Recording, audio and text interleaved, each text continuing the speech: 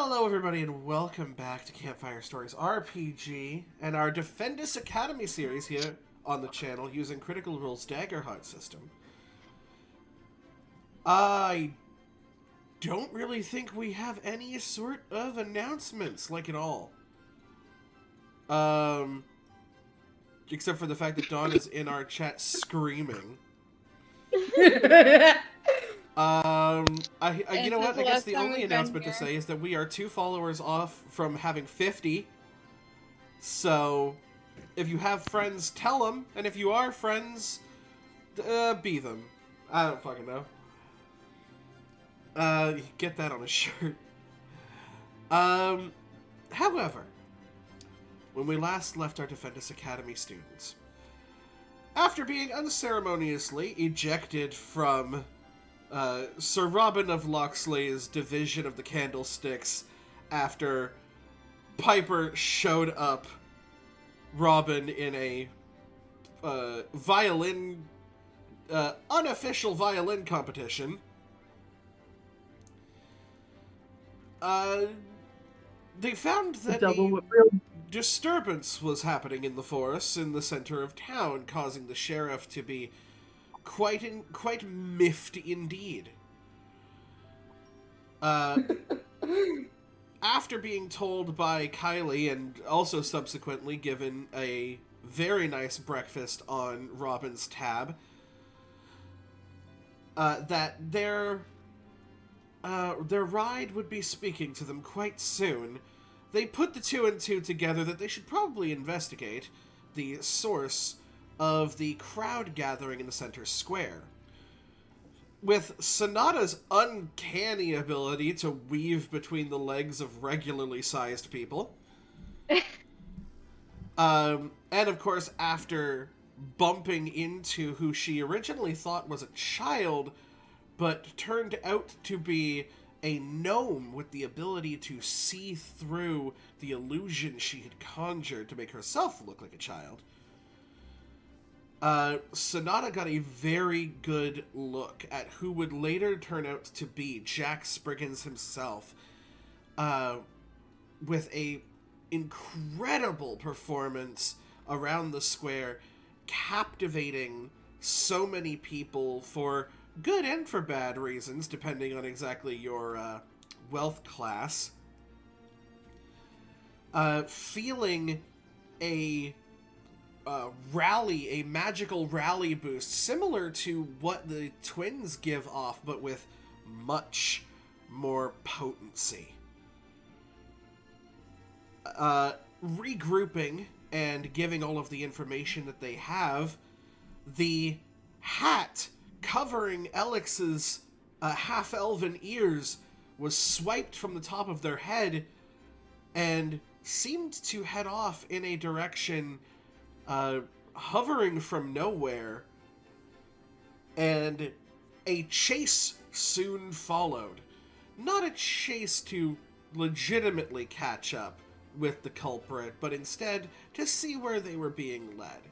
And they let an invisible entity lead them off into the woods, which maybe not the smartest of ideas, but it turned out well.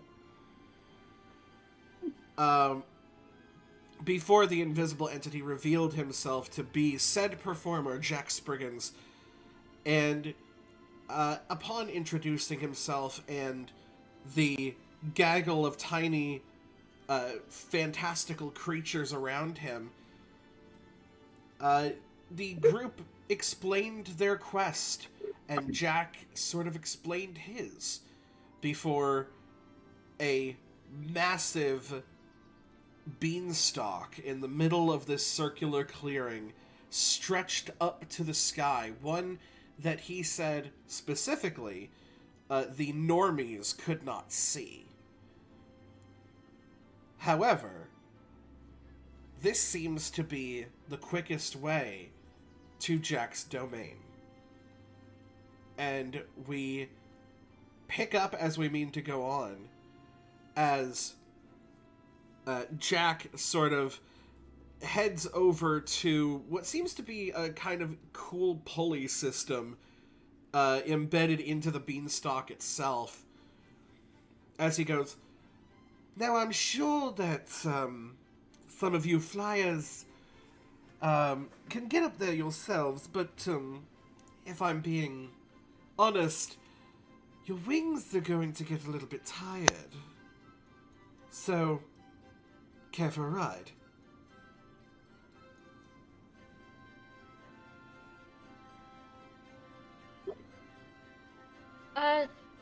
Sure. Don't Sonata everybody jump up at once. Ashlyn just hops on. Sonata more looks over at Piper as she kind of tentatively agrees.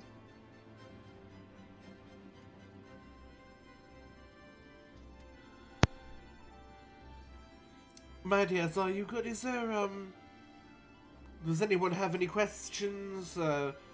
This is pretty... And he just kind of tugs at it a little. It's pretty safe. As you said, we have flyers if they're... We'll be good if it falls. Oh, trust me. I just look at everyone. Also, I look at hop Ashley and onto like, the... I can just hop onto the beanstalk. I mean, you can. You could try, like, leaping between, like, the vines. You'd be at it for a couple hours. No, I meant... I'm already on the pulley system. I was talking about if it starts to fall, I can just hop onto the beanstalk. Oh, yeah, that's a good point. Oh, yeah. That's pretty valid. Yeah. I prefer to fly if possible. Sorry, but I'm not one for really staying grounded, in a sense. I suppose that's fine. Well, you could keep hovered and hold on to the... Okay, that works. Yeah, why don't you, like, ride behind it? like, Back to the Future this shit. Yeah, I was going to say, otherwise, my dear, we would be seeing you in a couple of hours. Okay, I just don't exactly like the ground. You know, that's fair. A lot of bad things happen on the ground. Ashlyn starts to do the YMC... No, the Macarena when Hyper mentions... Okay, I can hold on and then just not be touching the platform. I'll tie a rope or, like, a piece of cable or something that I got in my pack. Like, I'll grab something, tie it off, and just, like, hand it. And Piper just holds on, just, like, near it. Like, floats, hovering near it, just holds on. Piper is a living wind chime. And actually, it's just do the Macarena because trauma. I do apologize if you guys hear any coughing from me. I did a stupid. Down the wrong pipe? Blue. Yes, but black pepper. Oh, oh, you hate to see it. So that's why I just started... Yeah, that's why I was muted for a bit. You see and you that, didn't get a response. You see that Jack sort of looks over at this tiny person being tied to this post as he goes, "Oh, if you didn't have the ability to fly, this would be inhumane." This honestly would look like something out of the medieval ages, and I would know. We're making, like, a handle for her. For them. I'm like... I'm fine. It's better to touch the ground anyway. The ground is overrated. Heard it is overrated. Very much. If you approach it too quickly, you could get injured. Yeah, you see what I mean? I know. And then Piper just casually just goes, got slammed by a bunch of blocks into the ground repeatedly once. It's not fun. Which is, I also thought you I realize her. the first time I think we've really heard what happened to you. Yeah, oh, yeah, Piper's never mentioned it to the group, and Piper just said this casually. We've never heard this story. And she's like... We're gonna follow up with that later. After a second, like, it's like, Sonata, like, has the face of, like, what did you just... And then it's like, first you see, it's like, basically, it's like, you know how there's, like, you know, those moments of, like, oh, so much just happened in, like, 30 seconds that she's, you know, but, like, so... Basically, at first, she's trying to figure out when on earth this happened. Like, can't come up with when it might have happened that she knew about. And then eventually realizes, and then you guys see her just kind of go, oh, as she just kind of looks at and just kind of so that's what happened. This is the first time you've heard anything of Piper's room. Yeah, she's like the only thing she can come up with is it was your room in the temple, and she's just kind of like, huh, okay. We'll talk. You and I will talk about that later. Yeah, we're gonna put in that one. I thought I killed Piper at one point. But That's... I guess They knew that. Okay, did we know that? I think we did. Yeah, it was mentioned briefly, but you guys never really circled back to Yeah, it. well, Piper had never said anything until that moment. We just kind of like let what happened in the castle or in that temple just basically be like, yep, this all happened. These all were events that we went through. We're not going to talk about it. For us, though. You know, you we see, all like, came as out of everybody's it. coming to terms with their trauma, Jack is like, I have no context for what any of that means. There's trauma bonding. Yeah. But don't worry. We have not had any injuries, and Bibbins, how long has it taken for us to have an injury? Pulls out a sign that says no incidents. No incidents since. And you just see 4 days. Sonata, actually. You see a very familiar gnome man Oh. hop onto the platform with, like, what seems to be, like, a checklist. Not that again. She'll wave. She'll be like, hello. Hey there. It 27 days, sir. Yeah. 27 days. 27 days? Can we not even make it a month?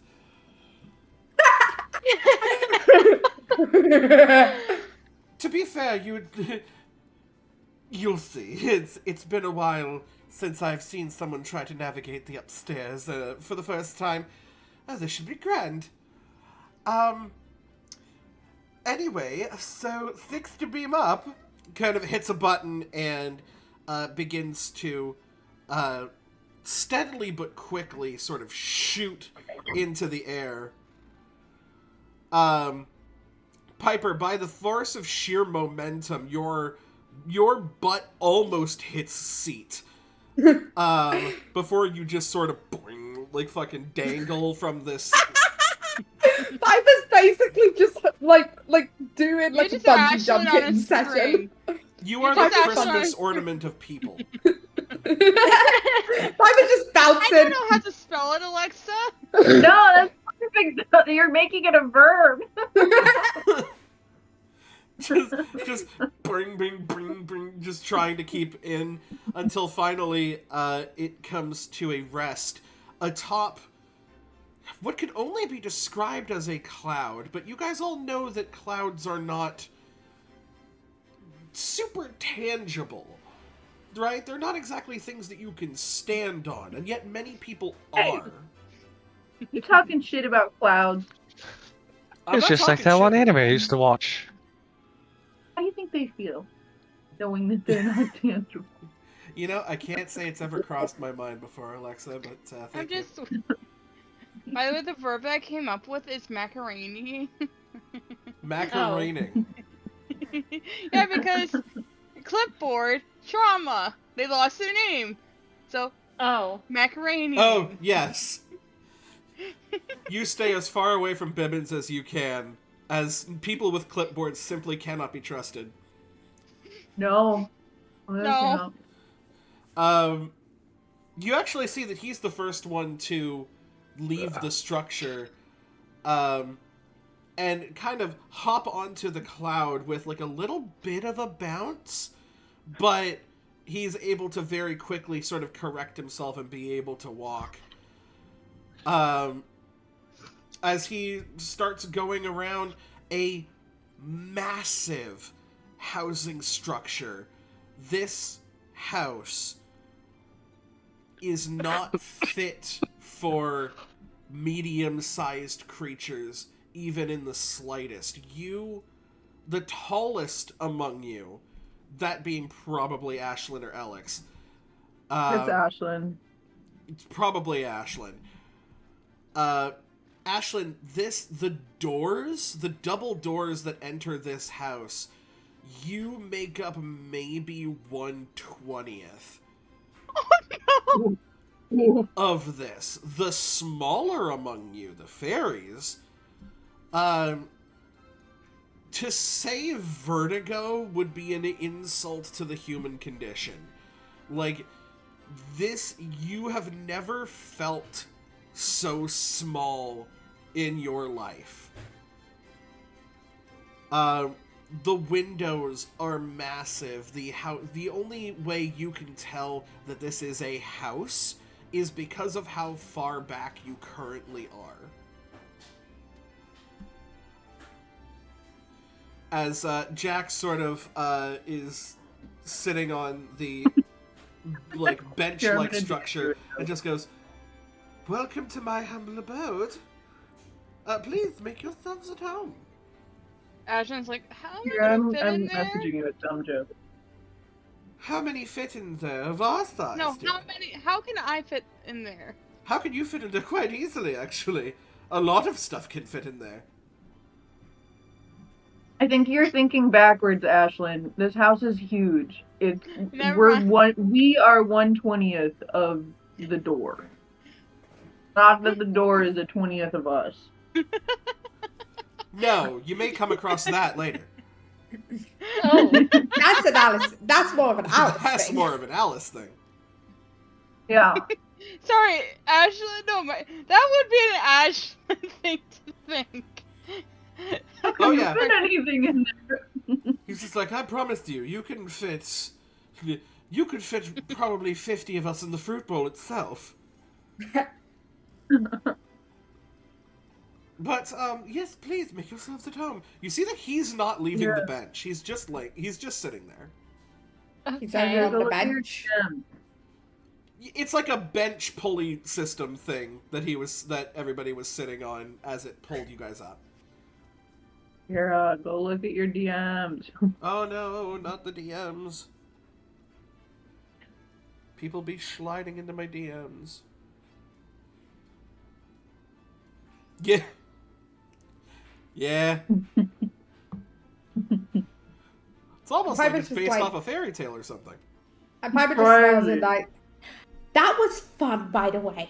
It was like a bungee jump. Like, Piper just been bouncing all the way up. Like a bungee jumping in reverse. Yeah, it was fun. How's it like being me for once for bouncing? It was fun. You can actually see that, having seen Ashlyn do her leap onto the structure, Jack is eyeing you, Ashlyn, specifically, as if he's waiting for something. What? He's just sitting there, and he's said, make yourselves at home, explore, do what you need to do. Piper starts Sarah eating a doesn't know cupcake. what to do. Because you said Piper's just got like the doors like a open? The door is open. There's a little bit of cloud to go before you reach the before you reach the house proper. I How far away understand is that. it? Sorry? How far away is it? You'd be looking at about 150 feet away. So within Okay. far. Can I try and leave across? Yeah, give me Wait, never mind. That's a close range, not a far range. Never mind. I was gonna say, if you do want to do your leap, I would ask for a finesse reaction roll. There's only one. Oh, gee. Isn't... I can No, do that's- something within far range. Oh, okay. Well, this was broken. I'll maybe wait. Dawn, yes or no? Yes. Also, while this is happening, Piper's just like just like hovering there eating a cupcake. I assume that you have unlatched yourself from your Yes. makeshift bungee cord. And it's now hovering there eating a Hey, cupcake. hey guys. Yeah? Yeah. That is a 7 with fear. No, it's 7. Oh, Just a 7. golly. Just a Oh, 7. golly. You actually get a good grip on the actual structure itself. But you've never jumped on a cloud. In fact, a cloud is not something you should be able to jump on without the power of magic. It's literally just condensed air. So you don't know how to brace as you hit this and, like, your legs just start to kick from underneath you before you full face plant into the cloud. It's not painful whatsoever. It's very fluffy. But it was surely funny to watch. Nothing was hurt except for your pride. And you just hear Jack go, "Oh, that was everything I thought it was going to be."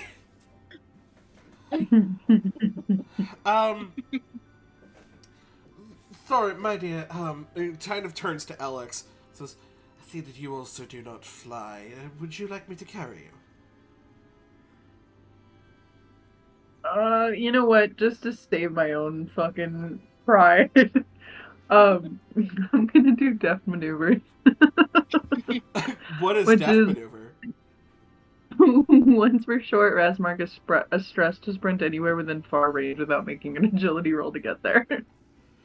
Okay, so this is not an agility roll. No, it's just I just mark a stress and I'm there. You mark But a stress I get and it you're if there. that's- You are correct. I'm gonna need a If it's finesse not- reaction roll then. That's fine. Let's get that finesse reaction roll because hey, I got good news for you. You're gonna get there. Genuinely, like, hear me out. I don't really want to. So, two things. One, no, forget it. I could just be carried. I don't give a shit. It's genuinely not something I want to waste for this. No, I mean you can. Who knows? You could crit and then get your stress back. No. But I will see. I don't think that worked once. 11 with fear. Okay. Oh wait, reaction does matter. Reaction, so it doesn't matter. With an 11, you just kind of give like a side look of like, I'm not being like bridal carried into this giant house. That's not happening. Mm-hmm. So you sort of look forward, analyze as much as you can about the sort of structure of this cloud, and then almost like track and field style, like kick off from this thing, and you start sort of using the bounciness of the cloud as momentum to go farther. And it's less of a sprint and more of like spring jumping. Neat. As you sort of leap over the recently face-planted body of Ashlyn. Oh. Now, the issue here is that momentum, right? Mm. Because you definitely have figured out how to gain momentum on clouds. The part that eludes you I don't know how to stop. is you don't really know how to stop. And that doesn't really clue in until about the last 30 feet before you go like, oh, I've just spent about 120 feet gaining momentum. Like, I'm on a zip line and I need to, like, slow down and I don't know how to do that. And you're like, I've never ziplined before. And, well, Alex, I will explain to you as the first person to enter the giant's house. Oh, neat. Oh, God. What you see at the speed of Mach fuck is a massive wooden cottage. The details that you can pick out are what would happen if a regular person's cottage was just blown the hell up. There are fruit bowls laid out on the table that look like massive swimming pools in terms of size. There's sinks and various cutlery and utensils, some of which have been partially broken down into weaponry or tools that people, of your size could use. There is tile flooring that looks like it has recently been waxed, which is not doing great for your whole momentum thing. Oh, we're not. But it looks fantastic. You go directly underneath a massive dinner table and just go and go and go until you smack into a large cupboard door that, as you kind of stumble back, the force of the impact sort of opens the cupboard door, and one of the largest bags of flour that you have ever seen in your life just begins to teeter on its edge. Oh, no. Do you want evens or odds? I want odds. You want odds? So I kind of want it to fall on me. But no, fall on me for the vibes. It's fall funny. on me for the vibes? You know what? I respect that. So the bag of flour does not fall on top of you, because if it did, you'd be marinara sauce. But what it does is it crashes directly in front of you, and a mushroom cloud of floured smoke is where Alex once was. A massive mist of white dust as you sort of struggle to keep your breath, and hear from the people around you. Hold on, I need to get their actual proper name, because they actually have names now. Holy criminy! Wow! Holy Christmas! Holy Christmas!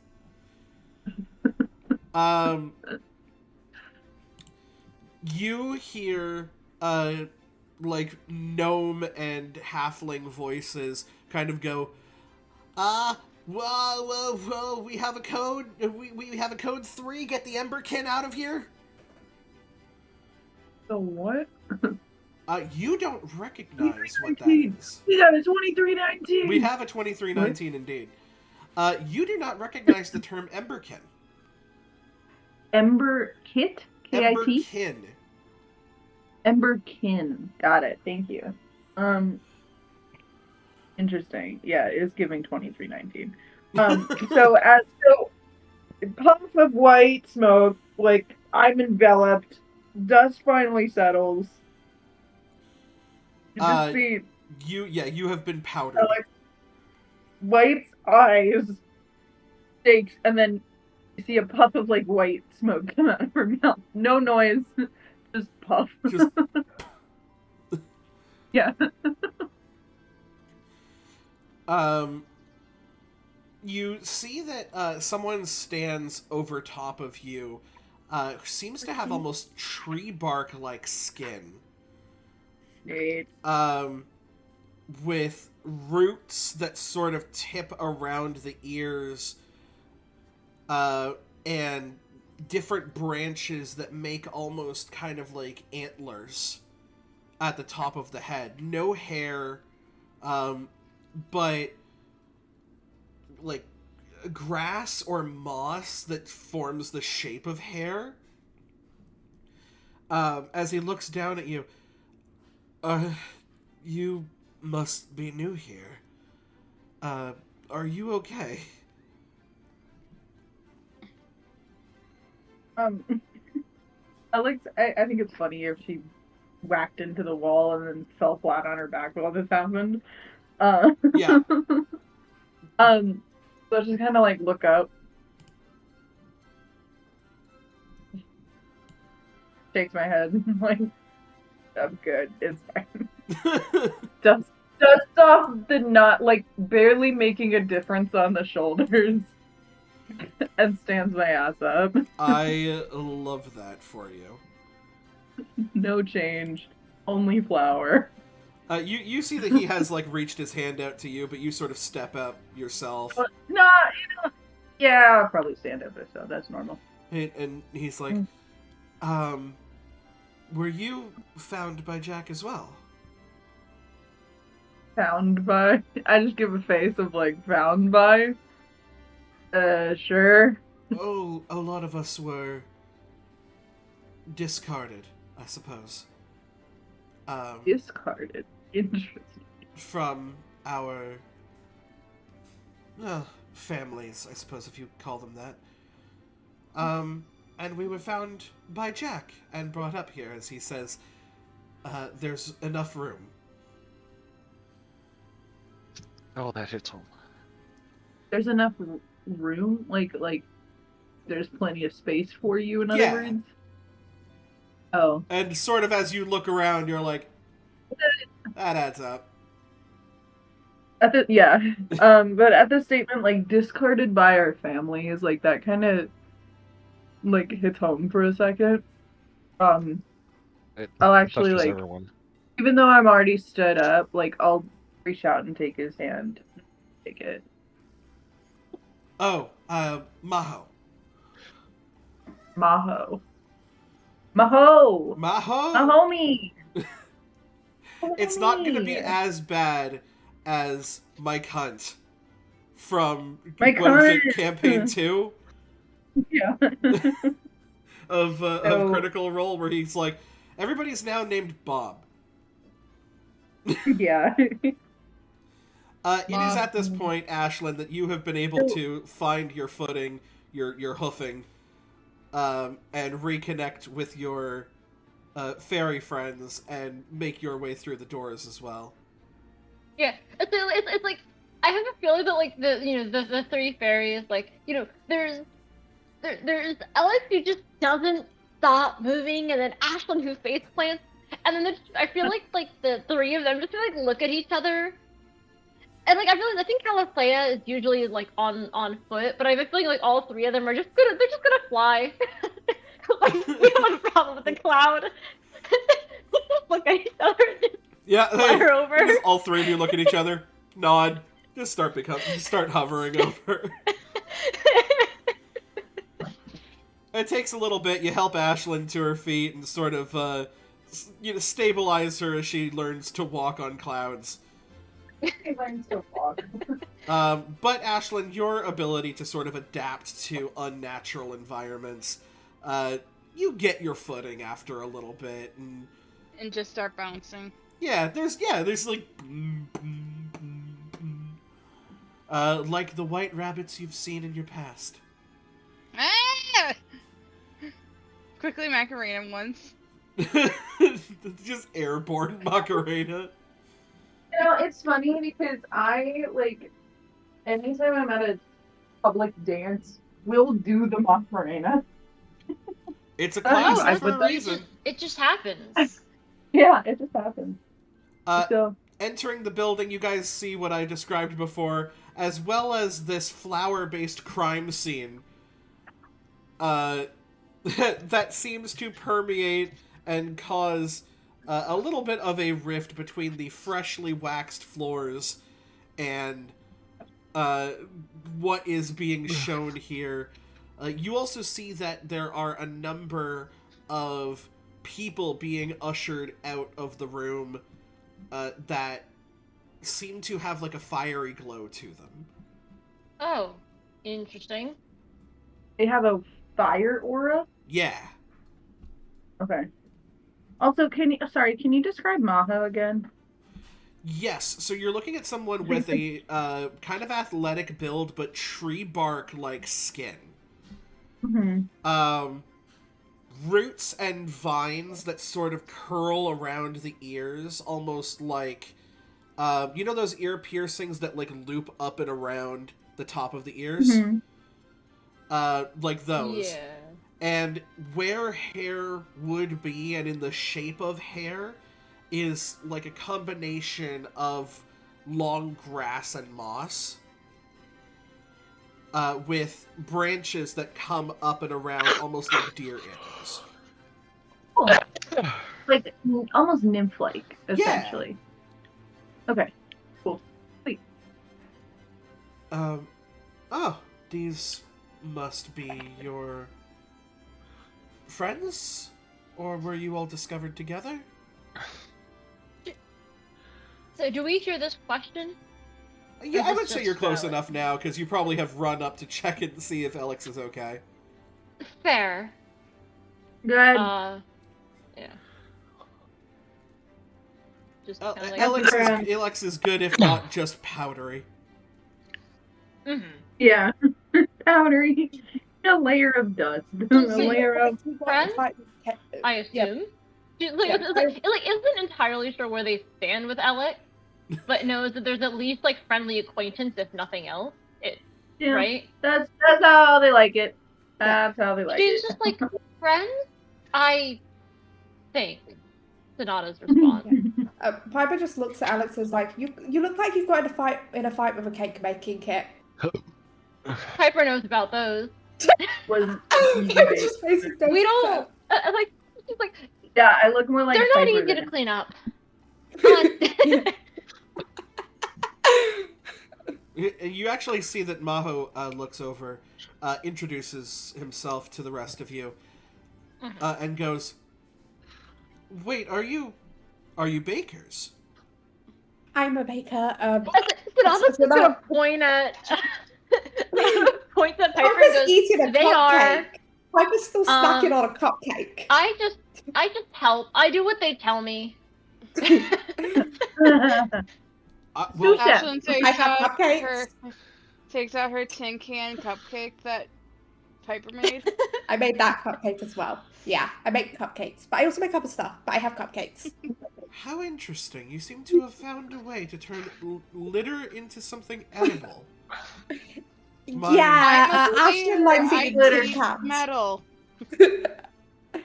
My I'm people will fine. absolutely love you. Really? Oh, completely. Have you seen how much people tend to litter in the forest?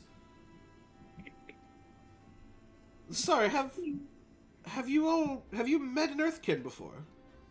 No. I say the question is I don't think so. You Like, don't unless there's even happen- recognize the term. Okay, she's like, I don't even know. No offense, but I don't even know what that is. And she's like well aware that she's probably she's like realizing she's assuming she's saying that to an Earthkin, but like has never heard the term before. Just clicked. It just clicked. I just got it. I got it, Kira. We're good. I'm super glad that you got it, because I don't know what you're referring to.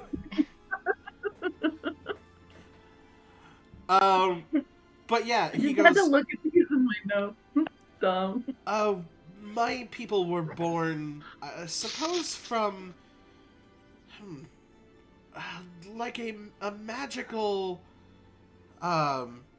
burst that happened among, select pieces of the forest. It's a fairly recent phenomenon, probably within the last 30 or so years. It gave birth to elemental kind. Ashlyn Interesting. raises their hand. Hold up. You don't need to. We're not in I know, I'm just- school. You know what? It's politeness. So yes. I You- like nymphs. Like you guys are similar to nymphs. There's a similarity, I suppose. Different methods of birth, but yes, I suppose there's some biological similarities, yes. So, like, he brought up Emberkin, but, like, does he have this fire aura about him? He does not. Okay. He kind of looks up, actually, at the people being ushered out. He goes, I would introduce you to the Emberkin, but, airborne flower particles are quite flammable. And so, I suppose at this point they're trying not to burn the cottage down. Fair. That being Fair. said, this bag of flour gets opened very rarely when Jack is going through his munchies. So, I mean, just ask him and... Oh. Give me a second. You could have asked me to do it, Med. I know, but I'm already looking. But yeah, you could ask Jack. I'm sure that he wouldn't mind if you wanted to make use of some of the baking supplies around here. Plus, the kids Piper- love it.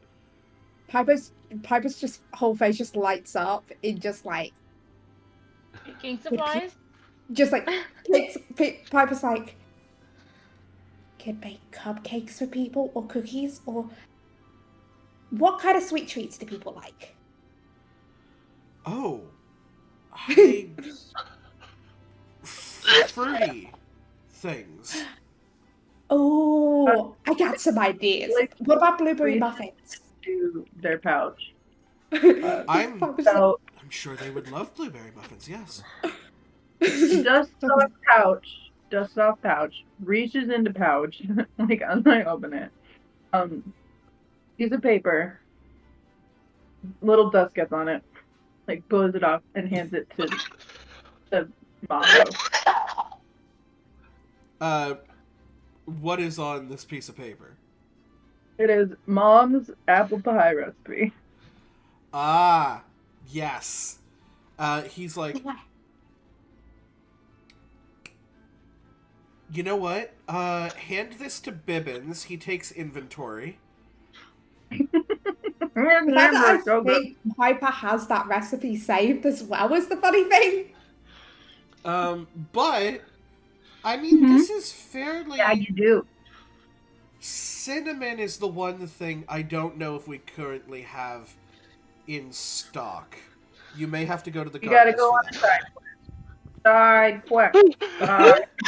Cinnamon side quest. Cinnamon side quest. Yes. I think You'll hear from behind. Even if we don't have it in stock, darling, we might have some in the gardens. Oh, hi, Jack. Hello there, Twinkle Toes, you absolute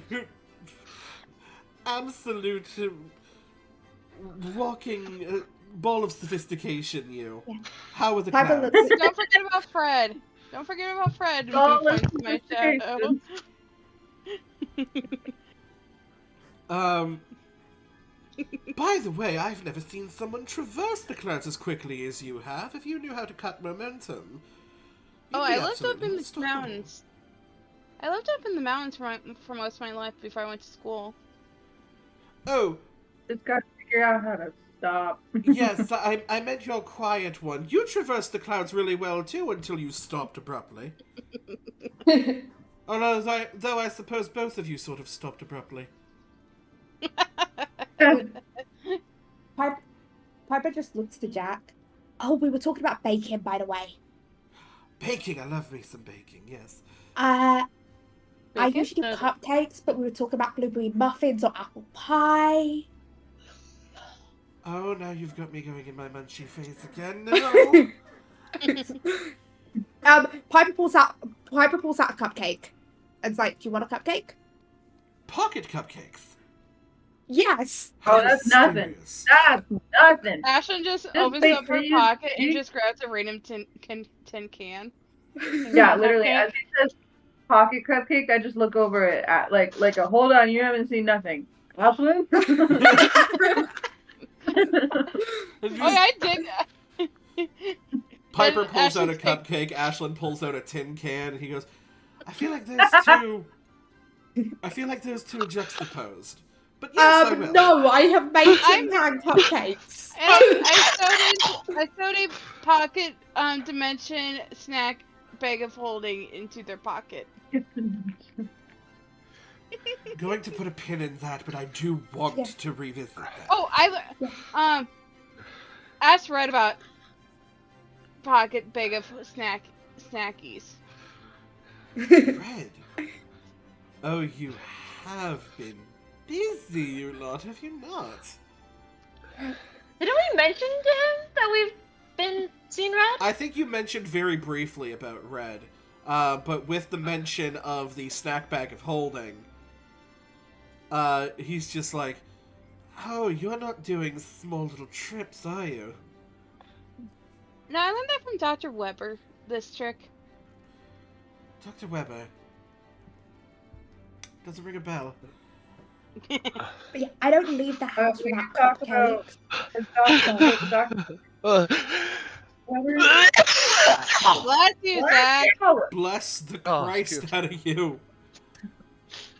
oh my god. Where am I going? Rosalind, you could say Rosalind Weber. That may ring a bell too. Rosalind Weber. Rosalind Weber.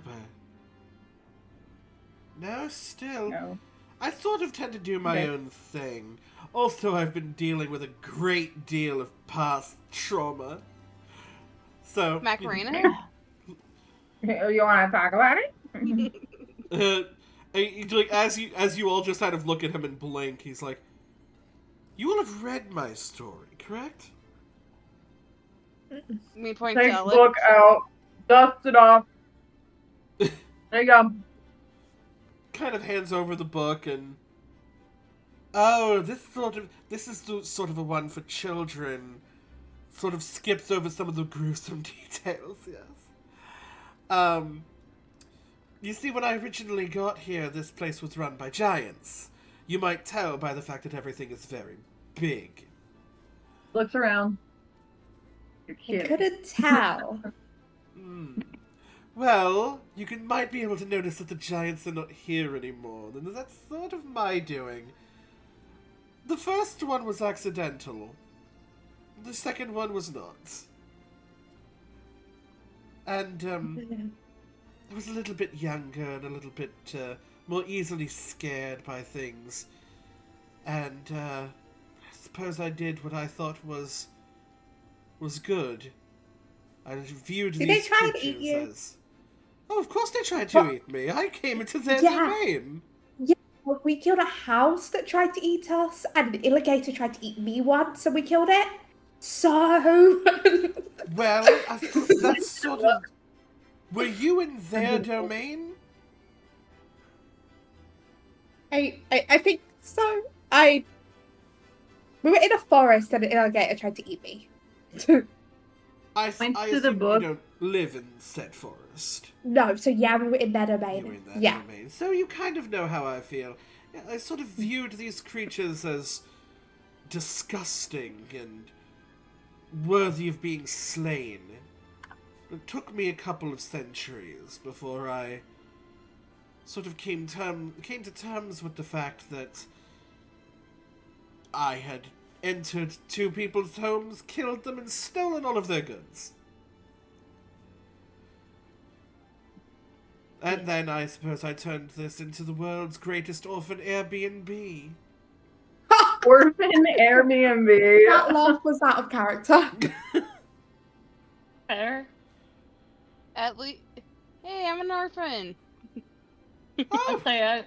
well, That's you it. have yourself a place here if you'd ever like it. Me and Sana aren't, but I don't think we're returning anytime soon. I think our parents have kind of disowned you and me by association. My parents By left me association, behind. if it's My- your own parents, is wild. My parents left me behind. My brother might be with Alice right now. Oh. Well, I will say that you are definitely welcome here, although if you have some sort of connection to Wonderland, well, Alice probably would don't not know. like me, taking one of hers for my own.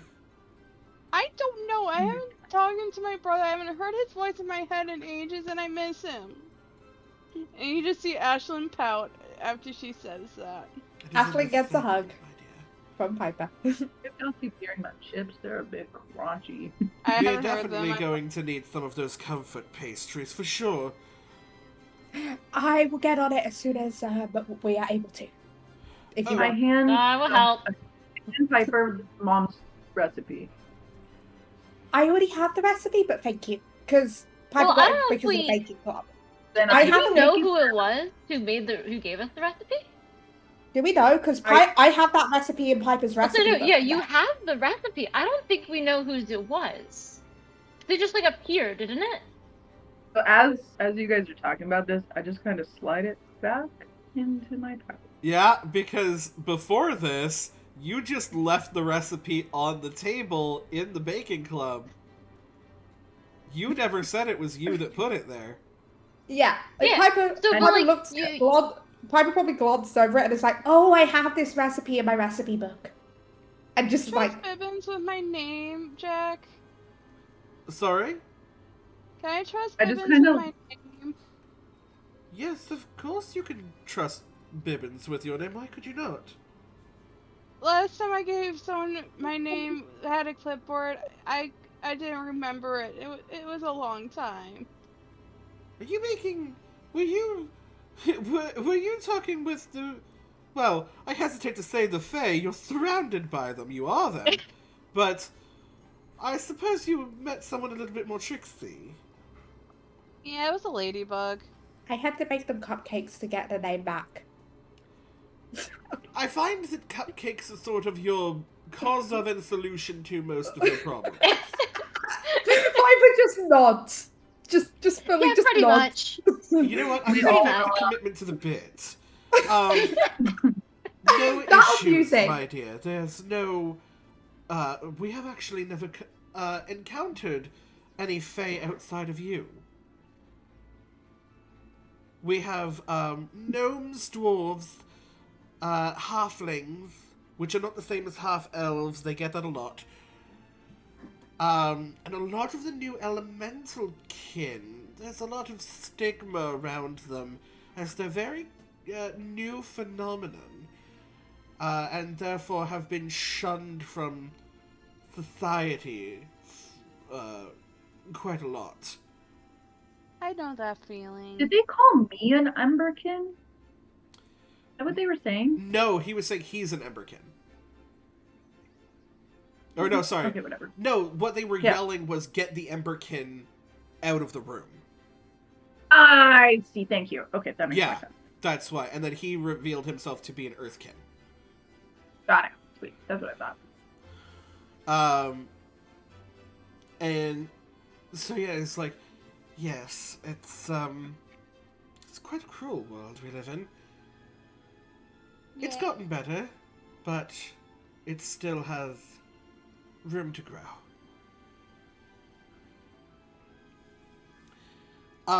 Anyway, make yourselves at home. If you have any questions, please let me know. And then I suppose when you're ready, we should talk about why you're here. I look at Jack, just like my whole body. Is there somewhere I could hang? Get this. I looks over at my sleeves and like it's all white instead of the normal black, and I'm like, it's not my vibe. He goes, oh yes, you should probably clean up. Actually, Maho, could you show them to the showers, please? And he goes, yeah, I could. You want to just follow me? And he sort of Man. leads you off to what seems to be they rigged up a massive garden hose to fall into specifically sectioned off cubicles. They put it on the mist setting. The mist setting on this particular garden hose is the equivalent of a normal shower. That's funny. And he goes, I could see if we have any clothes in your size. Do you have a particular vibe that you go for? Just kind of stares at him. So I'm pretty sure Alec is the vibe. I'll give like a charcuterie board of. Oh no! I'll give you some Don't give me options. choices. Don't give me choices. Well, I'll give you choices based off of what we have. And he sort of leaves you to your thing. People begin to start cleaning up the flour. A couple of people sort of hoist the bag back into place. Yeah. Sonata's gonna help with cleaning up the flour. The amount of time she has probably cleaned up flour after drinking disasters and such. Oh, yeah. Ashlyn's She's just also sitting in the helping. corner looking at her journal. What was that, Piper? Piper's also helping clean up the mess of flour. I assume that Calathea is probably helping with, like, hoisting the flour Probably bag helping. back up. Yeah. Ashlyn's just Probably. pouting in the corner looking at her journal. You're kind of going over, looking at your journal. It's been a while since you've written in it. Can this be a short rest? Yeah, you guys can take a short rest. Short rest. Minute.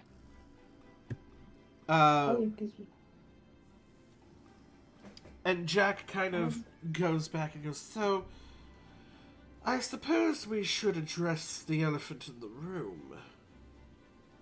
You are here for something specific, aren't you? Who are you asking? The general group, minus Alex. Okay. Oh, yeah, cool. It's like, it's because we're here to talk to Jack. She's like, yeah. Well, no issues with it, unless, of course, there are issues with it.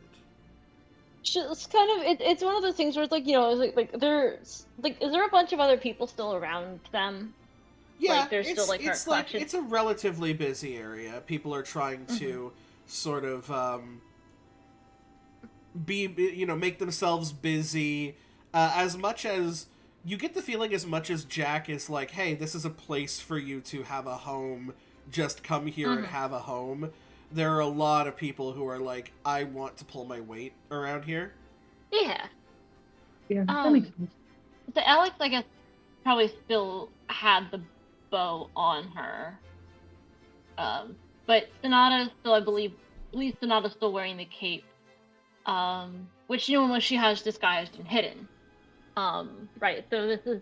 Actually, the gnomes might... I don't know if the gnomes would recognize it, but they would see that, probably.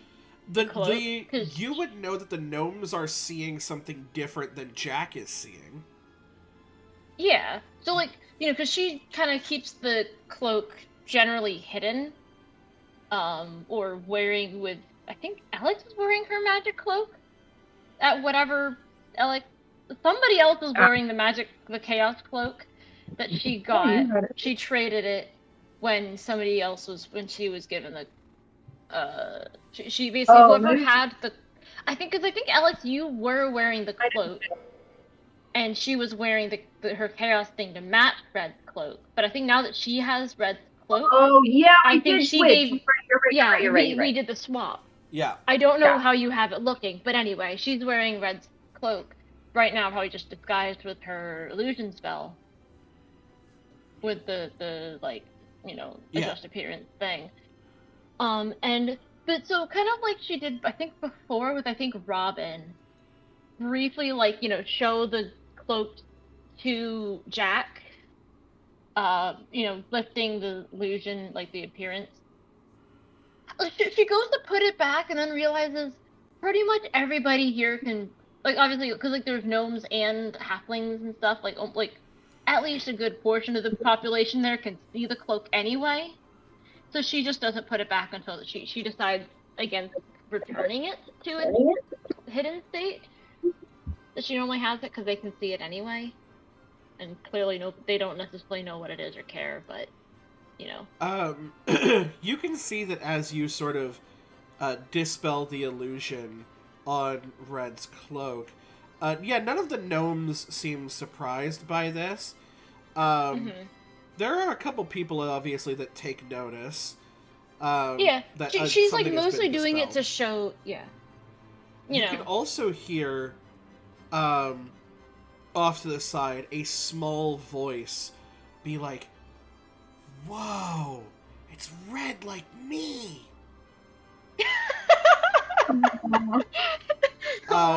And you look to see a boy slightly smaller than you. Okay. That has just like the tips of red yellow fire as hair. That sort of warm aura around him as he walks up. He keeps his distance from you as if he's learned to, not get too close to flammable things. Fair. But he sort of comes around the corner of the table leg, looking at your cloak. She'll kind of look at it, like she looks at the shade of red that it is, and then back at him, and just kind of go, "Yeah, I guess it is. That's pretty cool." He is super happy, just looking over, and it's like, "You can fly?" She'll kind of be like, "Yeah." She'll kind of like it's like not much like a show off sort of thing, but she kind of like flies up a little bit and around. Whoa. She's having fun more like with this boy, with this kid. She's having fun entertaining this kid.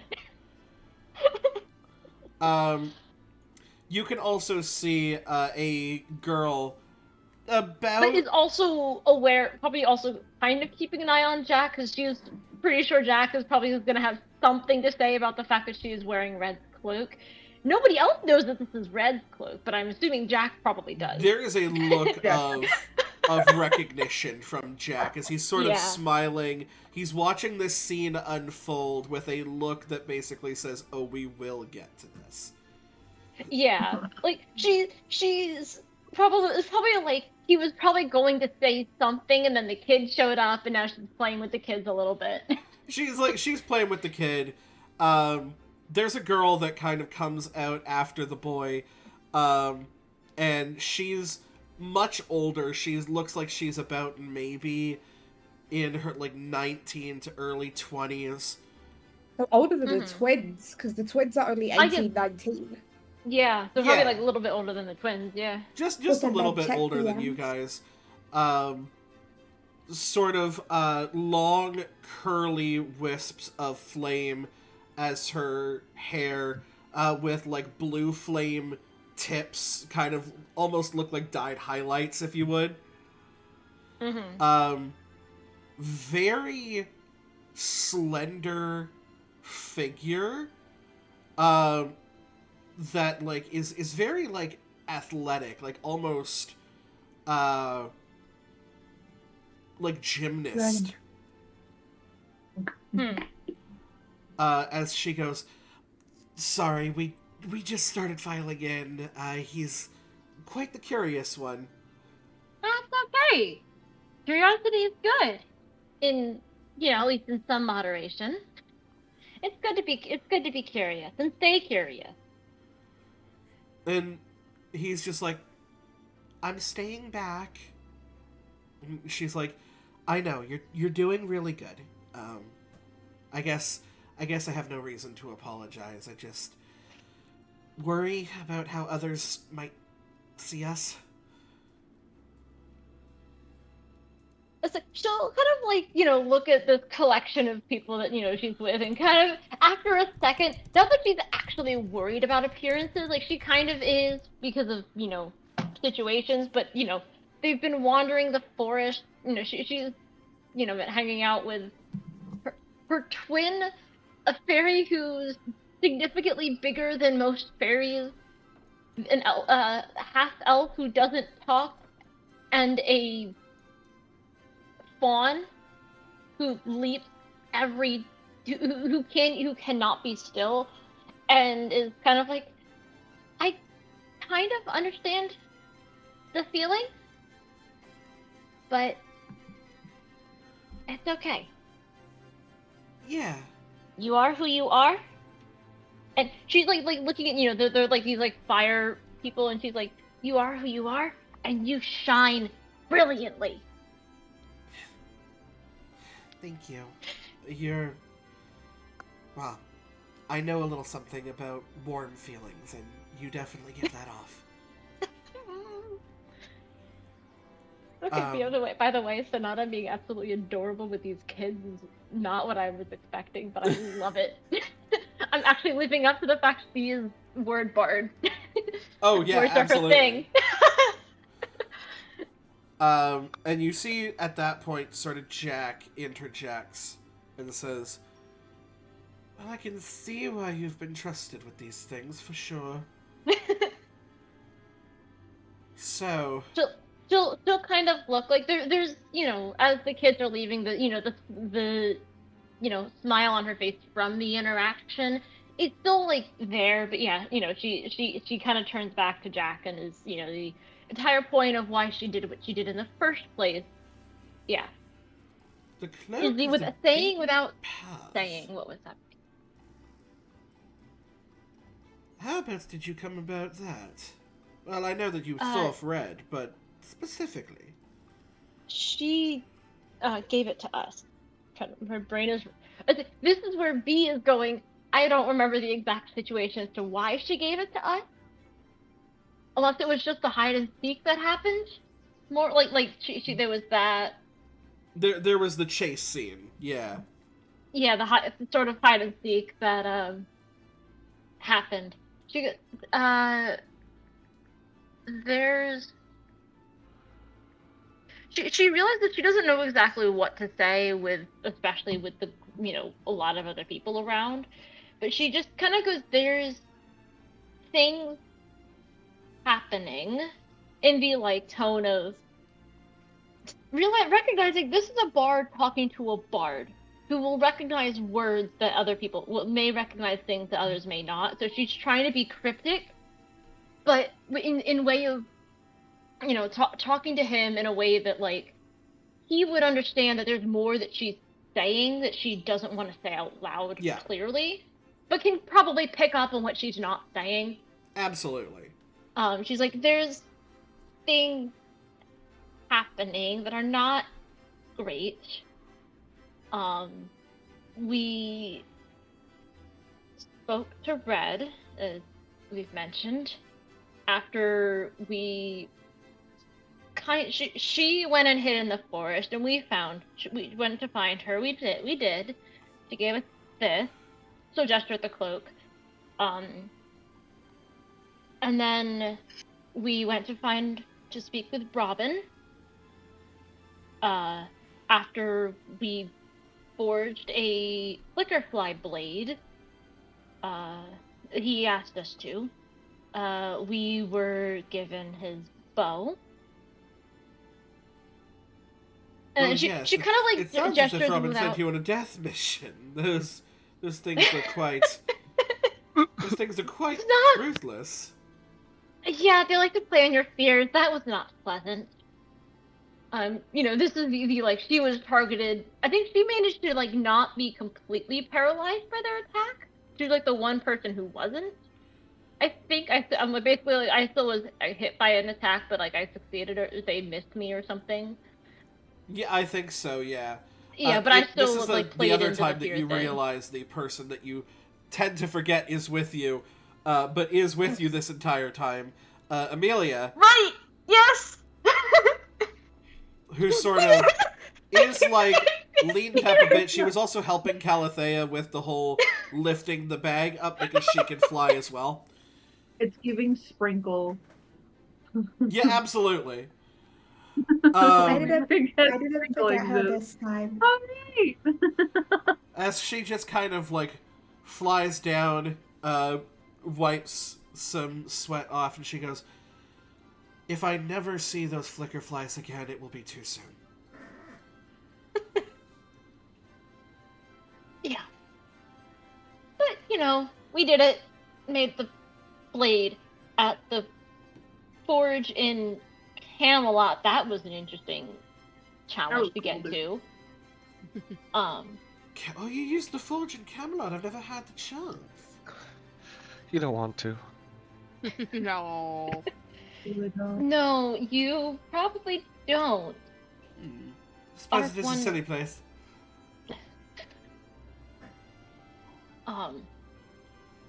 She said, and it's kind of the like she gestures kind of, but like at the end when she was listing off what was happening, like they got Red's cloak, have Robin's bow. She kind of like gestures open vaguely kind of towards Jack, saying without saying that they're here to, kind of earn the heart from him. She, they each went through a challenge for each of them. She was like gestures, like kind of saying without saying, because once again, in a room of a bunch of people who are probably they're doing their own thing, but also a whole crowd of strangers just kind of showed up and are now talking like one-on-one with Jack. I don't know how usual this is, but probably there's he kind of probably gives like a people who side are smirk, and he goes, the listening without listening. I suppose I'm stop number 3 on a 5-stop destination." She'll kind of nod, be like, "Thank you for understanding," without, because for like, yeah. "You don't have to worry, my dear. This place is a sanctuary, and I put it here specifically so, I mean, as careful as everyone is removing the emberkin from the flower dust cloud, most of the stuff in this house is not flammable. I had it personally finished and waxed with fire retardant spray. But better to be safe than sorry, I suppose. Mm-hmm.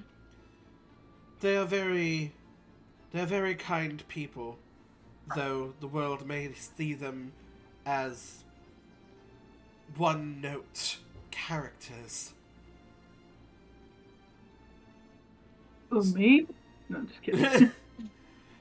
Because I'm sure you've heard of, the gullibleness of halflings, or the sneakiness of a gnome, or the evilness of a goblin. In A lot my... of people talk. It's kind of feel like, suppose probably have heard the stereotypes, but also, don't they have a goblin teacher, right? They do, in fact, you Yeah. know 2 goblins, one of which is a very kind teacher, the And other... then other one, not so great. other one, Sonata's not happy with, to put it mildly. To put it a bit Can't wait for that mildly. interaction. She's like, yeah, I suppose there's a spectrum as with any. So yeah, every race has a spectrum. She says this like almost immediately after the goblin comment. She's a little bit touchy with that. In that she's like, not one amazing person, one of our teachers, amazing person. And then there's another student, and it's like this is. She almost says it similarly to how she was like when she was vaguely saying things with a very negative connotation thing, like sound, tone, whatever that word is. She says this almost in the same sort of way, and like there's someone else terrible, like hating, like it's like this is also probably out, like you guys have probably her first time she's really referenced anything in regards to Toby. He For sort of you guys, nods. in the like, He sort of nods, but at the same time looks in deep thought as he goes, "You know, a lot of this is a self-fulfilling prophecy. If you live in a society that is going to judge you anyway, based on your race or your things that you cannot control, sometimes people find that the best solution is to just become that. If you're going to be judged as that anyway, might as well be I true." know that. Ashton from the ground. I know that feeling. I know a few people that have dealt with the fact that they don't like them because of what they look like. By the way, Ashton's just moping in the corner, just to let everyone know. Yeah. That is listening. After a second, Sonata will just kind of say, like, I severely hope that that's what it is with this kid. Like, she's not saying the name, but this is almost, like, almost cold in the way that she says it. Like, Can as if I- she wants to have hope that you know that there's still something because this kid seemed fine. Like she liked, you know, like they were friends. She helped him with the map. This kid was the catalyst for the entire collection of people meeting, more or less. Can I get all of you, well, except for Alex, who is not currently there, to make an instinct roll for me. Ashlyn, because you are kind of deep in thought and a little bit distracted, I will have you roll yours with disadvantage. This one will be fine. It's different enough. That is just funny. Okay. Hey, Med. Uh-huh. What type of roll is this? You said with disadvantage? You roll a d6 and minus it. No. What type of roll? Instinct. Instinct. That is just a 17 with Ooh. hope. 17 with hope. By the way, I got a -3, but my instinct is a +3. Oh, that's funny. Oh, so it just cancels out. Okay, cool. Yeah, that's why I said 17.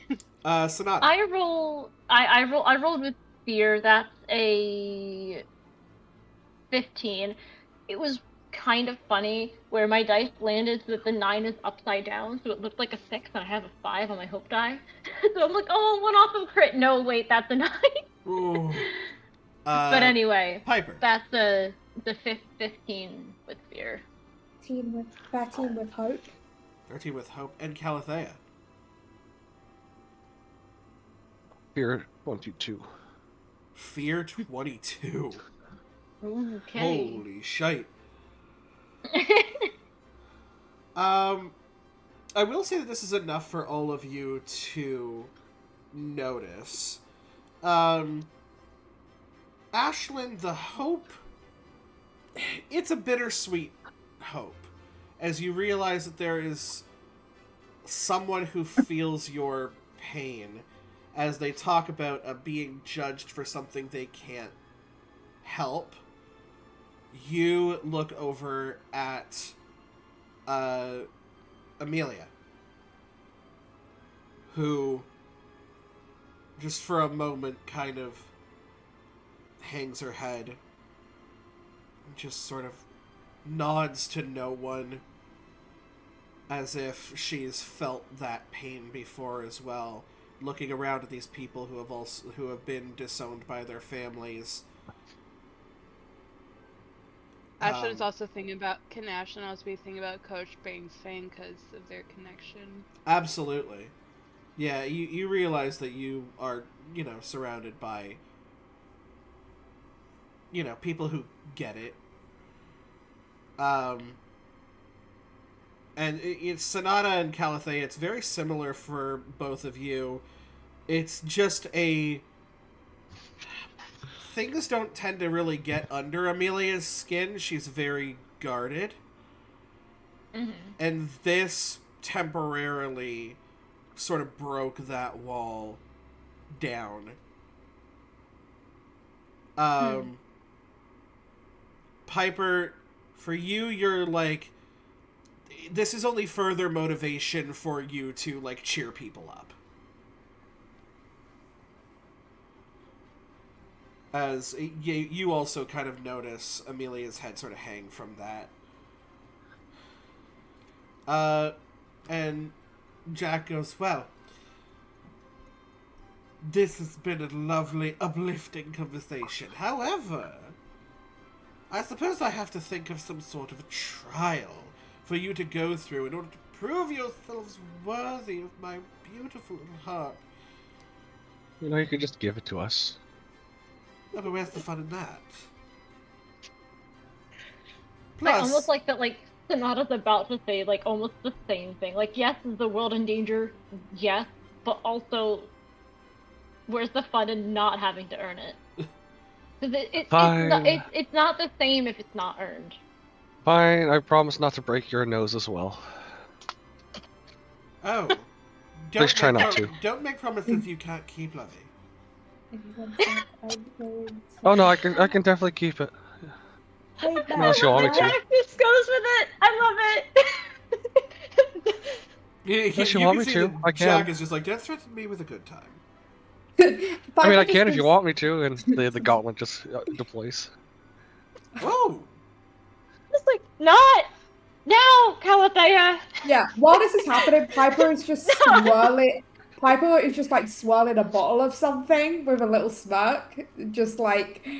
This is for context, Med. You know what Piper just did. Yep. This is the first time Piper's done this, and no one knows Piper has this. What did you just drink? Piper hasn't drunk anything, but Piper is holding a potion. Oh. That Piper just made. Jack's eyes kind of lay on the gauntlets for a second, as his eyes kind of go wide. Have you been shopping with Yaga?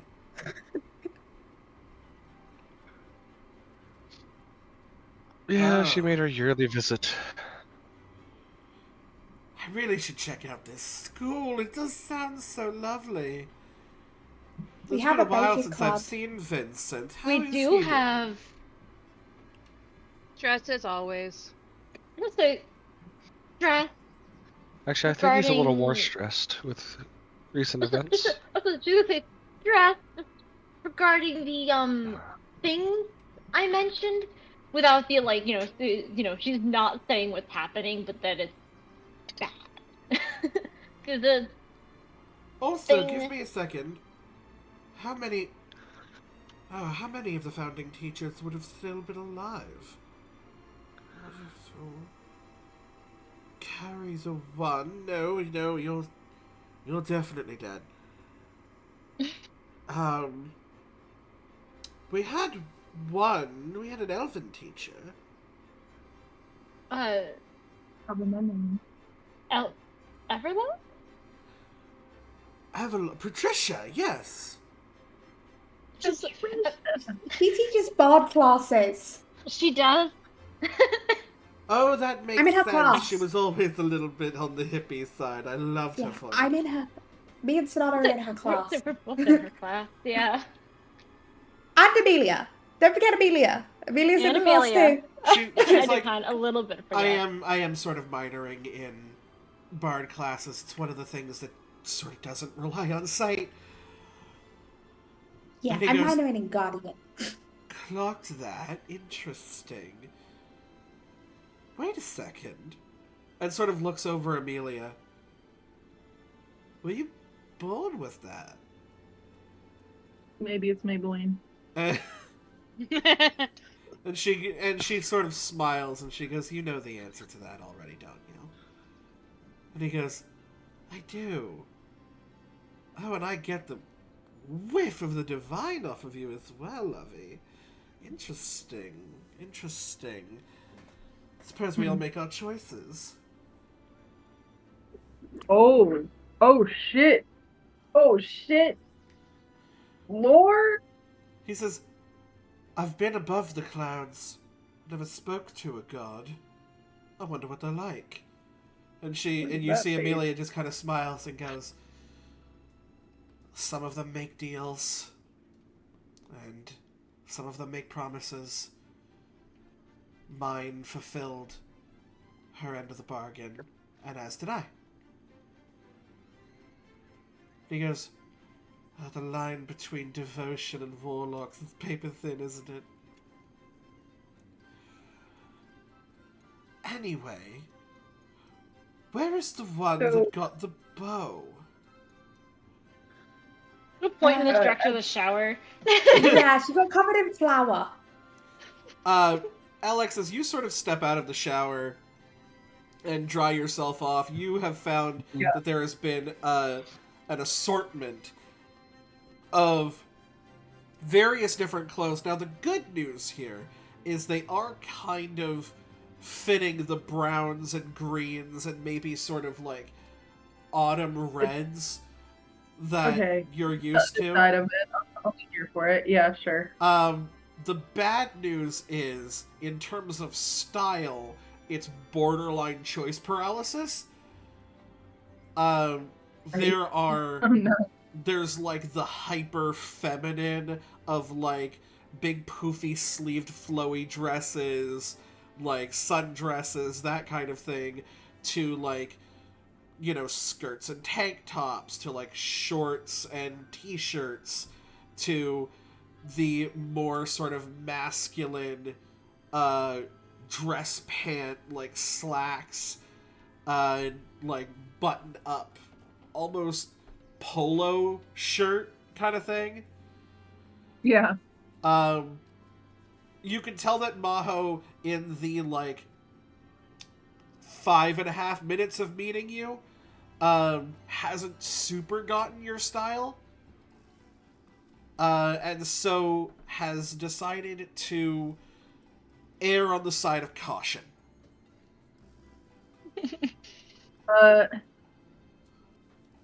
You know, I think I'll go. I'll probably end up picking up like. No, I happen to just be wearing something that I feel like I'd find there, and I think this is kind of the vibe of like a button-up, loose-fitting shirt with like a more brownish under tank top type thing, plus like underneath probably more like.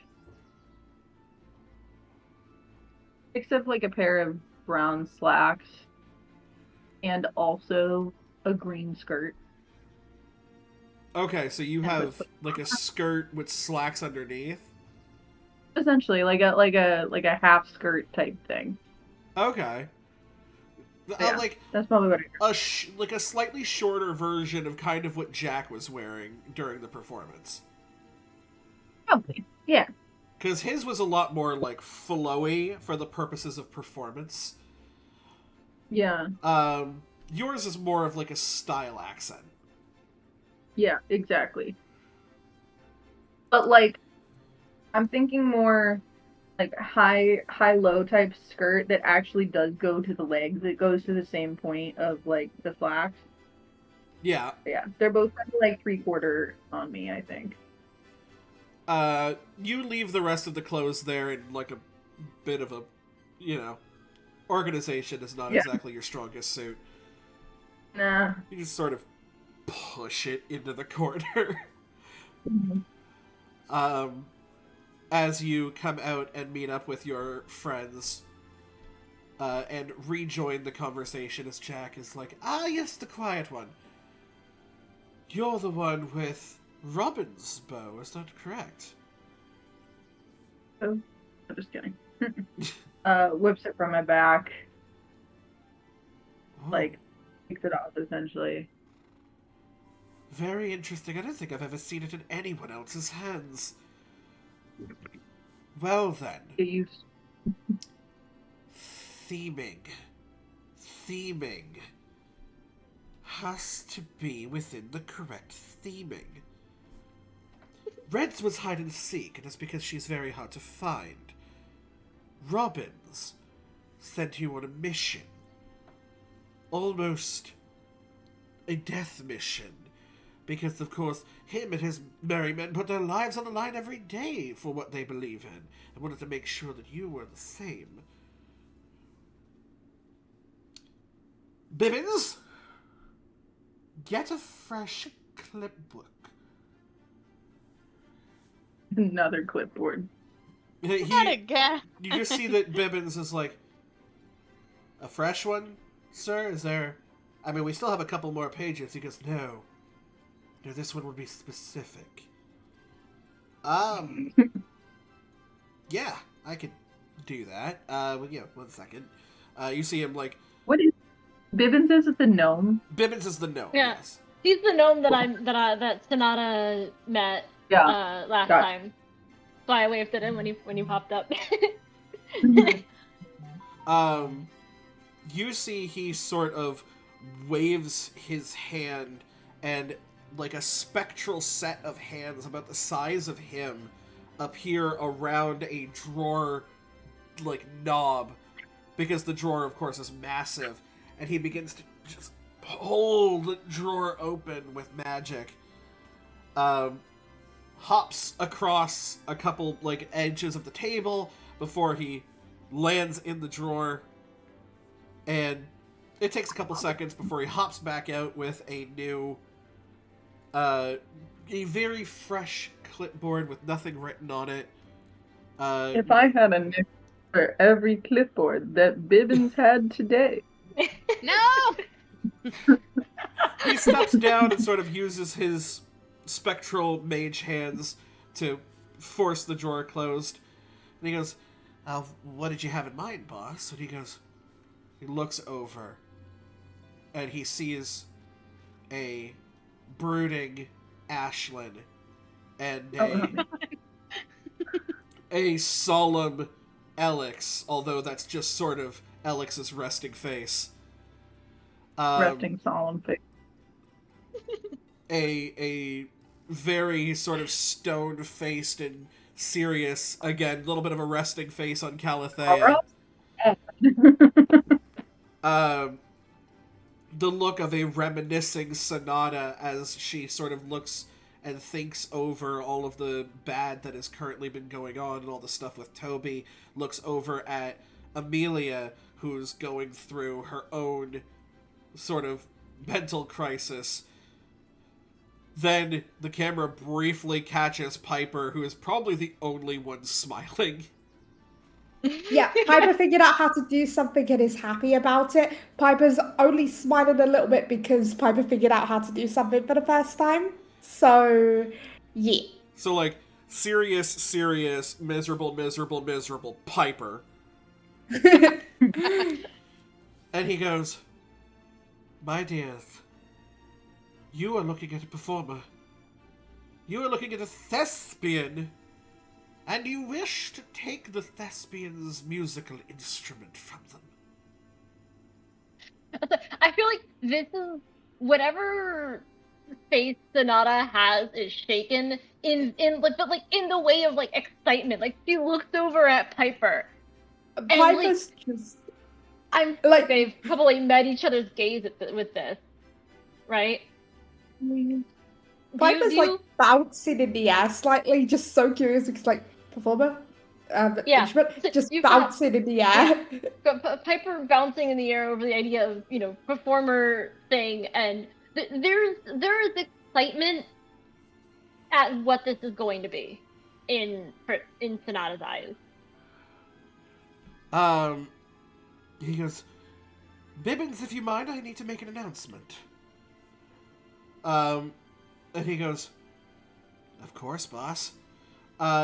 Waves his hand, and you can see sort of a little, like, sparkly, red orb float around his throat, around Jack's throat, as his voice becomes magnified across the entirety of the house. And he says, my guests seek the harp. And I will oblige. If you can win in my talent show.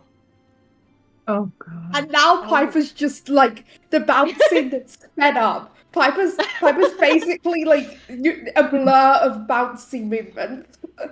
If you Yeah. wish to perform, seek out Bibbins, and we will do auditions. And at the end of the night, we shall put on a performance the likes of which this place has never seen. A boost of morale. And perhaps by the end, we will sing away the songs of our people as the harp leaves us forever. Or shall they leave disappointed? I expect to see talent from all of you, and at least half of you must succeed. However, the ones who are left, Well, that was an interesting quest. who cannot perform, worry not, for you have the greatest role of all, the role of audience, the role of applause, for which, what is the best way to judge a performance than applause? So tell me, if you're going to take from the performer, do you have what it takes to put on a show? I love this. You basically just got a giddy bouncing Piper. You just got a giddy bouncing Piper, just like. This is, you know, this is. Well, this was a good quest. I like this quest. Anyway, I'm going back to the school now. Bye. Bye. Alex probably like turns that same direction. So She's see like- ya. Talent shows don't always have to be music They don't have to be music.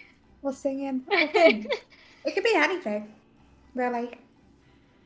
You actually Alan. see that Maho makes his face known as he sort of looks over Alex and is like, a lot better than being covered in flour. Walks over as the clipboard is placed up for everyone to see, and writes his name down. You can see that there, by the way, are two columns, one for a name and one for talent. Okay. Is this man cute? Yeah, Piper's over here like. This is man. I mean, he's got that athletic build for sure. He's kind of like. He's kind of like a buff treant, but like in a humanoid. Mm-hmm. So. Like, Yeah. He's like if The Rock and Groot mixed together. Yeah. The tree is not impressed with your performance. So Sonata probably will flutter over, probably with Piper. She probably asks Piper what Piper's doing, probably assuming it's going to be baking.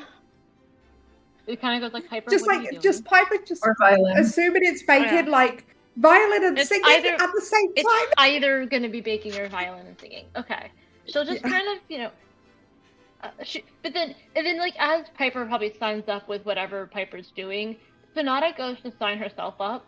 But then, like, you know how, like, you know, like, it's not even a regret.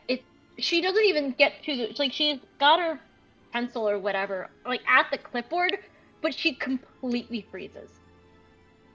And you guys have, you know, you've seen her be, like, unsure and, like, without, like, that lack of confidence. This isn't that. She is frozen completely, with, like, inches from signing her name up on this. And she just kind of looks at Piper, wherever Piper is in relation to her, and she just kind of goes, Piper, what? And, like, this is, like, quiet. Like, if others of you guys have gone to sign up or whatever, people have signed up, probably have heard her say that, probably hear her say this. Piper, you definitely do, because you're there. She's gone I'm with right you. over there. Yeah. So you guys were there, hear her say this, but if you're not there, you probably don't. She just kind of goes, Piper, what do I do? Terrified. Piper kind of gives a sigh almost in a sense of just, and also in a way, like you can, like if you look carefully at Piper's reaction to this, Piper's in a way, like Piper looks almost normal. The happiness and bubbliness is gone. Instead, you see almost like a weird fierce protectiveness in Piper's look, right? Mm-hmm. It like Piper has fully like the smile's gone, the bubbliness is gone. Piper's looks very like is actually stone faced for once, Alex, but with a determination that you haven't seen. Mm-hmm.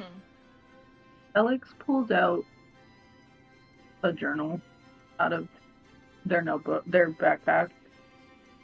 Hands it to Sonata and a pen.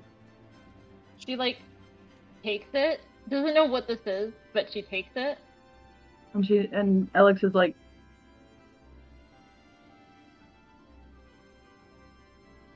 Right?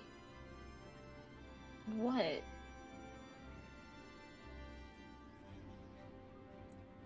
She's like, you know, if you're violent, I could probably write a song and I can do the outfits, but if we're all supposed to perform something, like this is where like I grab Sonata by the shoulders and give her a little shake. Yeah, Piper like, also looks dude, snap out of it.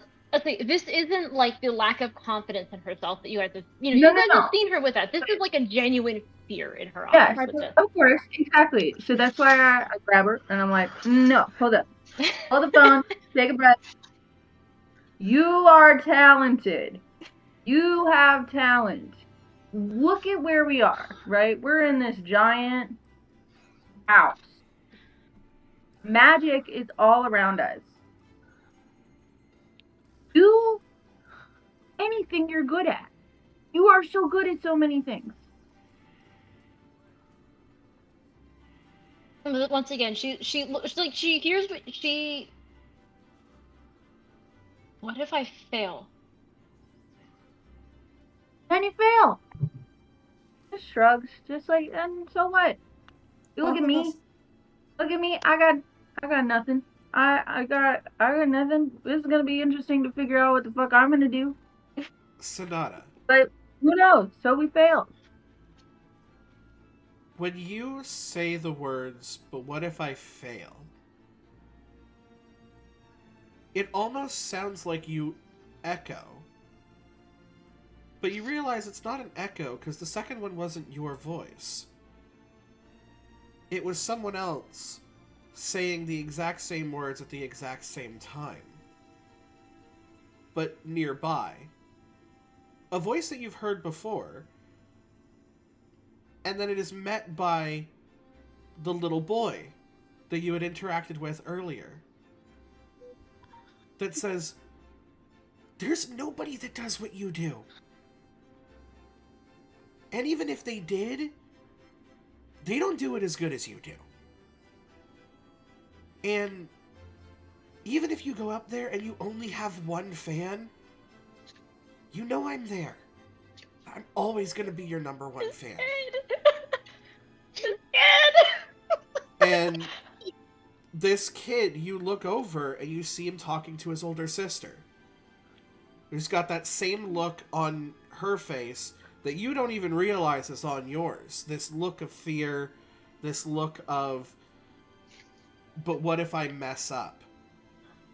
And you think back to your own words. I can lead. And this Emberkin woman walks up and sort of stands beside you, and she is shaking. and kind of looks over at you, and there's a moment where you two lock eyes, and you notice someone who gets it. He goes, even if we got one fan, eh?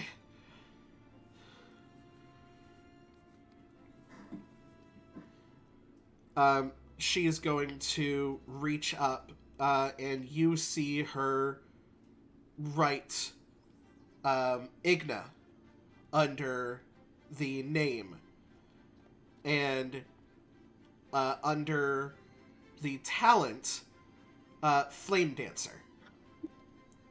Okay. Cool. You also notice, as you're sort of looking at the people who have written things down, not all of these are performative talents. Can I take a pencil out of my bag?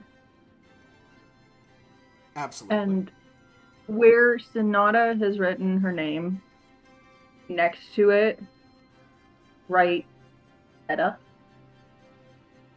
Right, what? Setup. Oh. Setup? Mhm. Like under the talent part? Yep. Yeah. Setup. Okay. Yeah, Sonata, do you stop this from happening? I guess if it's a pencil, Intentionally in pencil. yeah. She sees you write this, and just kind of goes, what is that? I mean, I know I look. what? I gesture all around the room, looking, and I'm like, where are we gonna do this?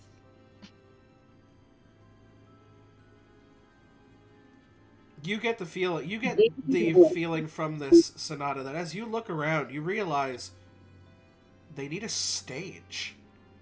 There's no stage in this gigantic log cabin. Someone's got to make it. Mm-hmm. And there's a million of us. Yeah. She'll look and survey, because she'd even said, too, I can write your song. I can do the costume. So she said that, like, in her panic moment, and she just kind of goes, looks at the pen in her hand, and traces it. Set up. And I smile. She Walk kind away. of, like, if there's room on the page, she'll kind of maybe, I don't even know if she makes a note or if she just goes to talk to Jack or something, if there's a question about what that means. He just tells you, like, I'll figure it out. setup. Very vague. Surprise me. What you're saying is that we all have to do something? Your little show? No, not at all, my dear. You do not have to participate. It would, however, count as a forfeit. Oof. Oof. He really said. Give me that pen. You I just put a question mark as a talent because I don't know what to do yet. As fucking Calathea, the fucking sports combat athlete, hears the word forfeit and is like, fuck you in particular. You see Ashlyn I come look up at Callie. in the corner, Oh, go ahead, Ashton. and waits in line for Calathea to write down what's going to be. I look over at Callie. And I'm like, dude, you got a few things you can friggin' do. What's up my fist? I'll figure it out.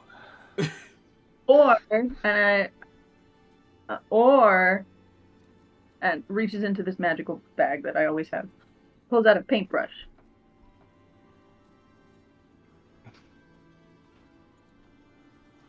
Orange. Paintbrush. Orange. Paintbrush. I don't suppose I will get bonus points for breaking his nose, so I'll take that. Right, just grabs the brush. 10 pineapple apple pen.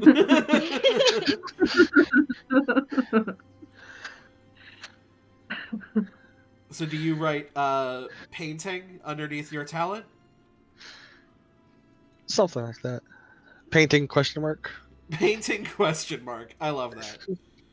And you see Ashlyn gently take the don't clipboard for Calathea, and you see her write down Ashlyn poetry reading. Oh, that's so cool. I And like that. By the way, I'm taking a song that I sang in high school, but I'm gonna read it as poetry. Oh, fun. Cool. I love that. It kind of fits the song because of one of her specialties is shadow.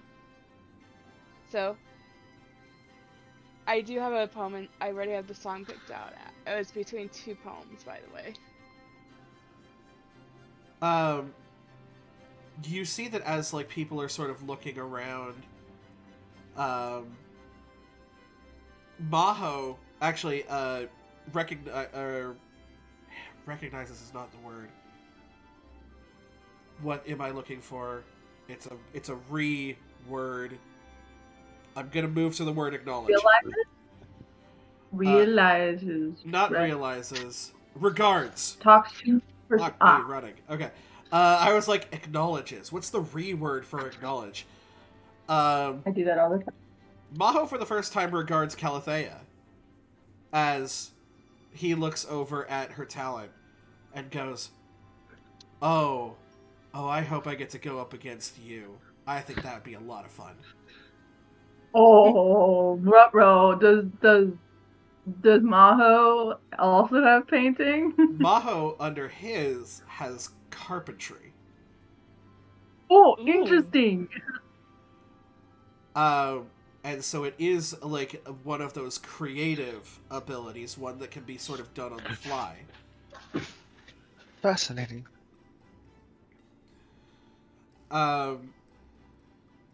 You see, there's a big rush of,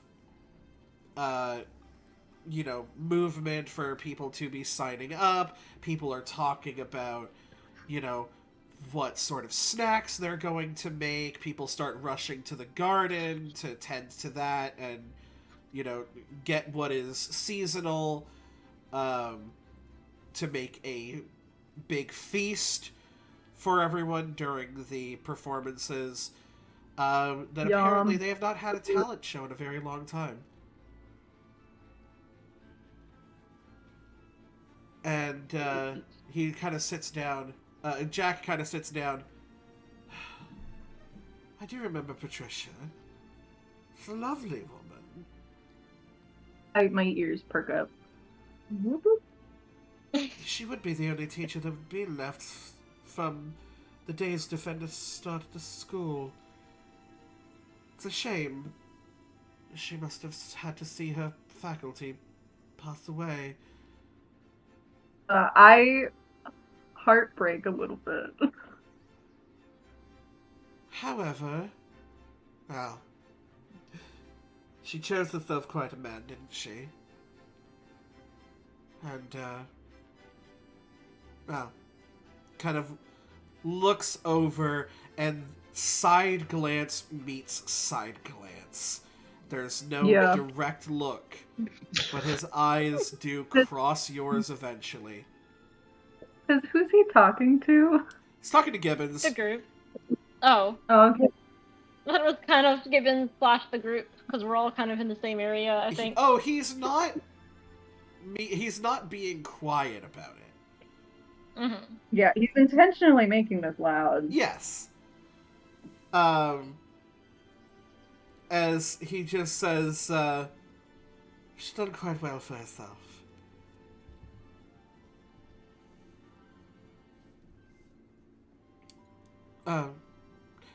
Now, Gibbons, are you not going to sign up? He goes, I was thinking about it. You know, my pride got a little hurt today. And he goes, your pride, Gibbons? Why did your pride get hurt? And he goes, I haven't been caught in 10 years. Oh. Oh. So, you know, if I'm going to do a talent, no one's going to know I did it.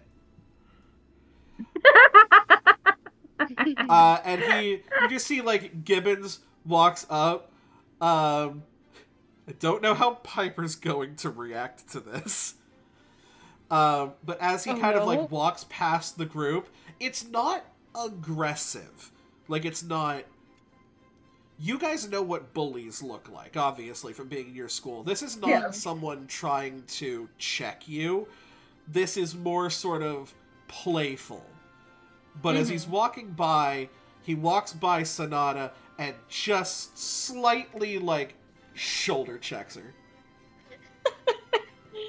Like, So if she heard the conversation with if she ever heard the conversation with Jack, she's not upset. Just if anything, her response is, "You just gotta be better next time." Yeah, Piper doesn't start anything, but kind of gives a look of, you know what I mean? Like, Piper's already defensive right now because of past things that have happened and what is happening with Sonata.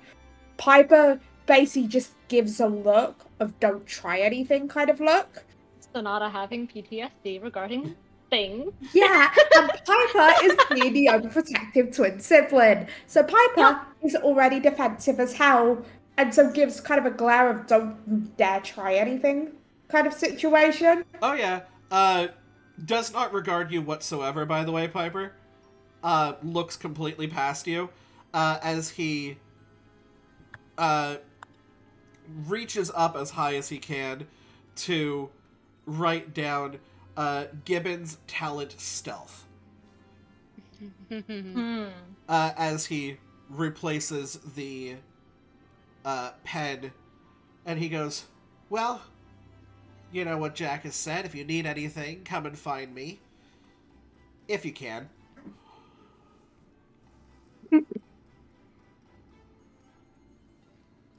And walks off. People are already talking about, you know, what their performances are going to be, what their talents are going to be, the safety precautions that need to be in place. There's, you know, magic. There's what humans would call magic. There's knife throwing. There's various different kinds of performances, and even things that don't even require people to be on stage. You know, editing, remixing, different forms of technology that have found their way up into this area. And as everybody sort of begins to discuss what their talent is, whether in your group or in theirs, that's where we're going to go ahead and call today's episode. Oh. In 2 weeks from now, when we return to our Students of Defendus Academy, we will see Jack's talent show take place, where at least 3 people must succeed in order to obtain the harp. For the record, Alex put their name and did not write a talent. Oh, Eh. interesting. A talent will be required to be put up because you need to be Okay, judged I based know. on it, but you don't have to put it up Yep. now. Jack, of course, when everybody is gone, does put his name up, and puts down harp player. You realize for the first time since Red, he's going to use his artifact in this.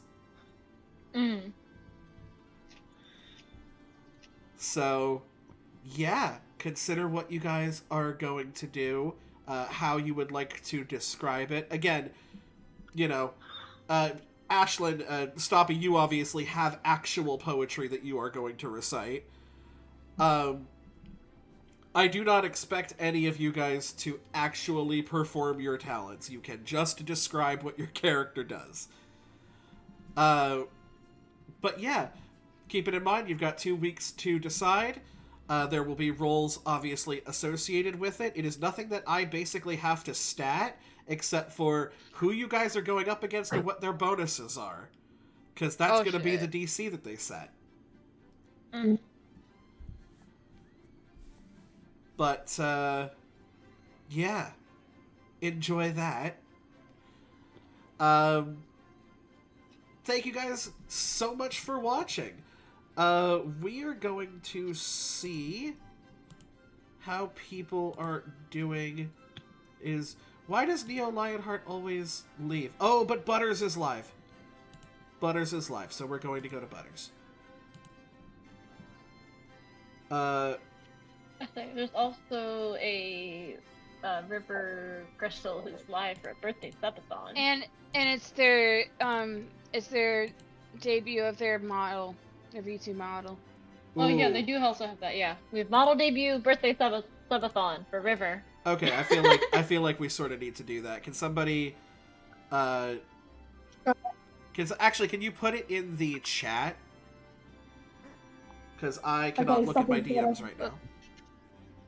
I mean, there's her whole Twitch, but Okay, Stoppy I sent the just name. need that part. /raid. Boom. All right. And with that being said, thank you guys so much again for watching. Feel free to subscribe to the YouTube channel or the Twitch if you want to see this live, or if you want to watch earlier VODs of stuff like this, and of course PTU, which will be happening next Sunday. And we will see you by the firelight.